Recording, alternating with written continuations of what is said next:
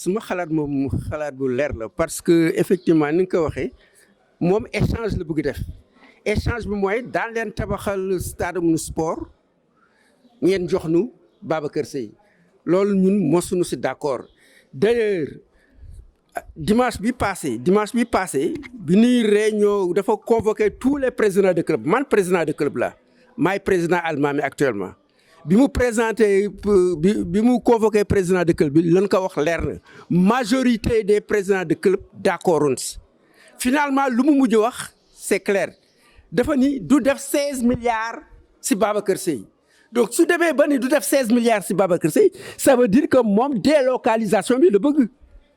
ndax dund woon 11 milliards mooy dem si Babacar Seye pour ça la rénovation 5 milliards yi dem si palais de sport. sama xalaat mooy xalaat ñu bare ci doomu Ndar yi xam nga dëkk boo fa dëkkulee yaroo fa màggaloo fa màggewoo fa doo xam cosaanu dëkk bi mais bu dee na nga fi juddoo yaroo fi màgg xam taarixu dëkk bi doo xëy suba rek ñëw ñu nga naan doo nga stade mel ne stade Babacar Seye di ko génnee dëkk bi te li ci metti nag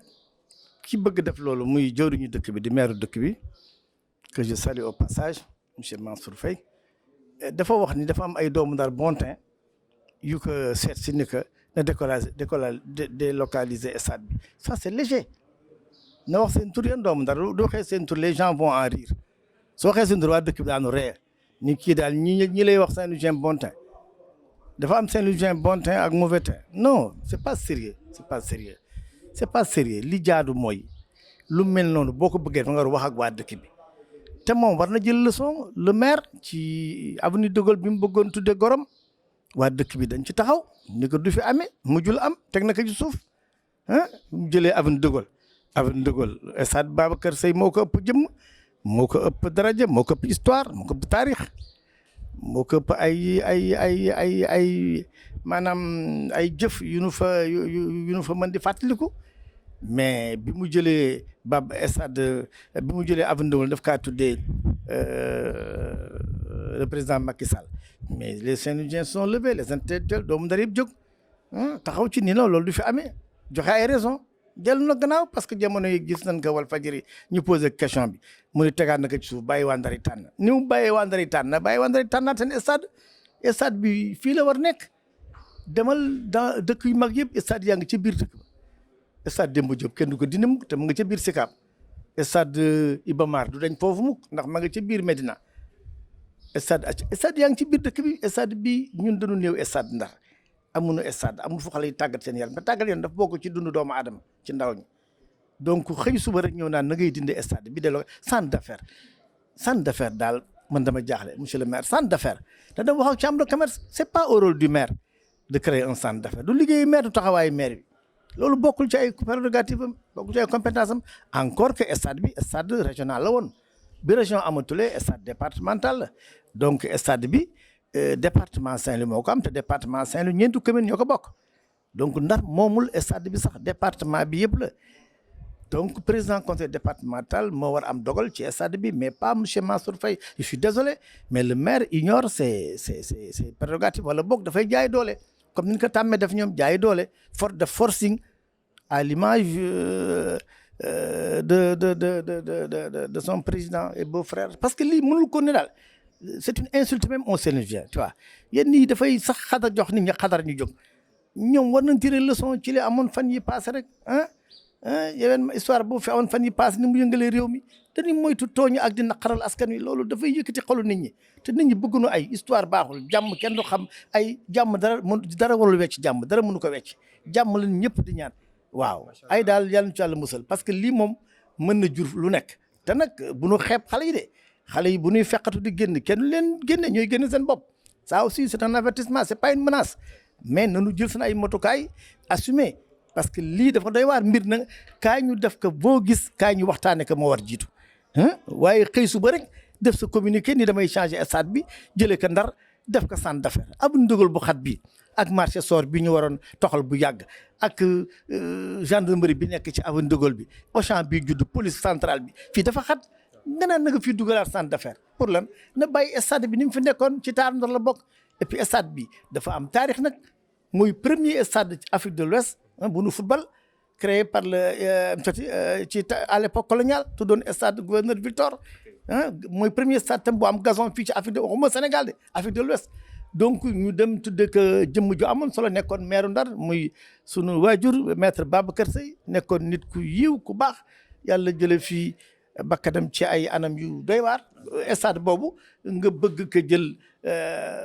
rayaat maître Babacar Seye toxalaat ko jële ko fi mais non loolu vraiment le maire je lui conseille en tout cas un conseil de frère de grand frère que maire bi daal que stade bi daal naka fi bàyyi xaar leneen na wuti beneen place pour centre d'affaires bi loolu moo doon daal kàddu yi nga xam ni amoon naa ko ci digga ci sànni ci jataay bii nga xam ne daje nañ fi di wax waxu stade maître Babacar Seye. maa ngi tudd Mamadou Cissé bokk ci plateforme bi tudd Saint-Louis du non di benn mouvement bam ay ndaw citoyens yi xam ne pour taxawal seen dëkk moo leen dajale mu boole ay ndaw yu bëri ay ndaw yoo xam te ay njiit lañ ci fu ñu nekk ñi nga xam ne ay ndaw ñoom dañoo influent wala nekk ay blogueur la ñu boole pour ñu mën a li nga xam ne muy intérêt Ndar xam ne waa ci wàllum ndaw bi ñu mun ko taxawal tey nag li ñu fi andi woon mooy wax ci wàllum stade bi je pense que nous jeunes ñun ndaw ñun ñoo gën a mën a habilité ñoo gën a mën jekku kaddu gi pour mën a wax ci li nga xam ne mooy stade parce que premièrement du suñu avis amul dañoo ñëw jël benn décision boo xam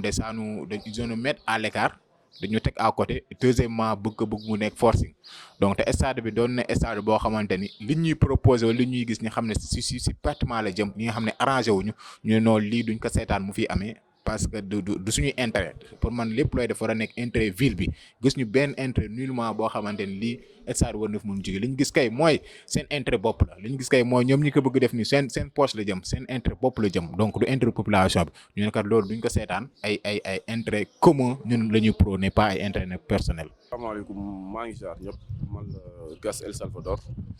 nekk activiste aussi tamit bokk ci plateforme Saint-Louis d'échange bi nekk aussi tamit coordonnateur mouvement Saint-Louis du non sama impression par rapport ak ci stade bi depuis le début ci même position bi mu nekkoon laa nekk ba léegi mooy stade bi waruñu ko délocaliser dañ ko war a bàyyi fi mu nekk ne serait-ce que rek ay mémoire ñu bëri war na tax ñu bàyyi stade bi boobu mu nekk lu njëkk beneen bi stop moom mooy forcing bi nga xam te ni bëgg nañ ko def Ndar Saint-Louisien yi forcing boobu bokk na ci lu ñu gën a naqari parce que le président Macky Sall dégagé na depuis 2017 benn budget depuis arrêté boo xam te ni ñu publié que ci journal officiel du 12 mai 2017 que stade Maître Babacar Seye attribué nañ ko 11 milliards 800 et quelques stade Mawade Wade 4 milliards 900 et quelques pour palais des sports bi pour ñu réfectionné ko pour terrain football depuis boobu léegi xaalis boobu noonu entreprise bi gagné que lépp dem mu des lu démarrer travaux depuis boobu léegi travaux yi démarré wul à chaque fois Saint-Louisien yi di jug di laajte la moo tax travaux yi démarré wul monsieur le maire chaque fois mu joxe dara rek ba ministre Matar Ba ñëw fi dernière match bi ñu joué fii nawetaan avant Covid bi mu ñëw wax ni stade bi dinañu ko démarrer en mars ba dem ba sànq ba tey ñu ñëw duñu wax nañu stade bi léegi dañ koy jaay dañ koy def centre d'affaires. kon tey ñun Saint-Louisien ñu jàpp ni nit ñi dañuy nekk di ñu gololoo ak dañuy nekk di ñu tuur lëndam ak di ñu jaar fenn pour mën a am suñu stade bi ñoom ban ko jaay moo yàgg dañuy xool naka la ñuy mën a def tey pour lëndëmal xelu nit ñi pour mën ko lewal mais stade bi jaay nañ ko ba pare jël nañ avance ba pare lekk nañ avance moo tax mu jaral leen lu bëri man mi di wax ak yow dama jël sama initiative ànd ak sama mouvement ñu dem def suñu benn graphe le samedi de 23h à 7h du matin ñu def suñu graphe wax touche pas à mon stade defar ko style bu rafet ñu xëy suba le lendemain ñu sotti ci huile te ñi sotti huile xam nañ leen beneen camp bi la parce que ki wax ni nañ poser débat bi tey kooku moom moo jël camp moom moo jël position tey moom moo yebal ñu sotti ci huile ci biir loolu ñu dem fa di dénoncer le fait que ñu sotti ci huile man sama wàllum bopp ma interroger ki nga xamante ni moom mooy sama benn xarit Mbida artiste comédien dernière li mu wax après dinaa leen ko jox mu ne lii c'est nul ñi ce sont des imbéciles ñi def lii ay imbéciles lañ Ndar mérité wul lii mu ne ce sont des taches noires de Saint-Louis ñoom ñoo def lii mais lii Ndar mérité wul loolu. ma ne ko grand maa ngi ñibbi mu ne mi ngi ñibbi mu jël gauche ma jël droite fajar ñu woo ma ne ma rey nan ca rey bu ñaaw lañ ko rey ay paaka ci bopp damm loxo bi yaram bi yëpp ay jam-jam la kon kooku dañ ko rey violemment. léegi lan moo tax loolu noonu xamuñu ba xam meurtre bi dafa lié ak wax ji mu wax ak position bi mu jël stade bi wala dafa nekk leneen mais li wér te wóor mooy enquête bi mi ngi justice mais ñun dinañ taxaw wax ni justice pour Mbida parce que wax ji du yam fii dinañ jug fu ñu war a dem danañ fa dem fu ñu war a taxaw dañ fa taxaw ba justice am si mbir mi nga xamante ni suñu compagnon la woon ñu doon àndi nekk tey mu ñëw jël position stade bi ñu ray ka loolu moom moo doon li nga xamante ni xam naa ci affaire bi. maa ngi tudd Ibrahima Seck quoi dëkk Njëlefeen mais ñun stade bi ñun ñi kii sax stade bi ñun ñi ay jeunes lañ ñëpp dañuy football waaw gars yi mënoon nañ ko def leneen yëkkati waat ko def ko comme mu meloon sax moo gën gars yi di ko changé di ko def yi kenn xamul ñun ñëpp ay jeunes lañ ñu ngi nii terrain léegi bi ñu footballee championnat sax amuñu ko waaw ma fekkoon sama soxla gaa ñun ñëpp ñoo bokk terrain bi quoi ñu def ko benn stade bu mool gars yi di fi entraîné ndax loolu suñu bénéfice la waaw mais nga jàpp stade bi di ko def ñu ngi nii stade bi gars yi léegi dañ fiy toog di fi toogee yamba ñii taalibe nekk fii di ko yàq stade bi mi ngi nii jëriñul dara waaw léegi nga bàyyi ko fii nii amul benn rendement teg ko nii rek stade bi nii gars yi léegi boo ko defaree stade booy mën nañ si ñëw defi test wala ñëw école football yi day gën a bëri mais imagine léegi booy amatuñ sax terrain bi football ndar xoolal ndar ñaar terrain fi nekk boo bëggee football da ngay dem fii ba Kanoor wala soit stade bi ñaar terrain kese wala ay case yi nii ñoo fi nekk mais nii bi nga ko defee nii booy dañ mën évoluer yaa ma gën a xam léegi joueurs yi day bëre loolu kii la tamit si dëkk bi imagine fii joueurs yi ñu fi ñëwee teg dëkk bi dafay xaaj boobu ñu gars joueurs yi am yooyu yëpp si dëkk bi lay ñëwaat waaw noonu la fa demee loolu laa amoon xalaat lu may wax quoi.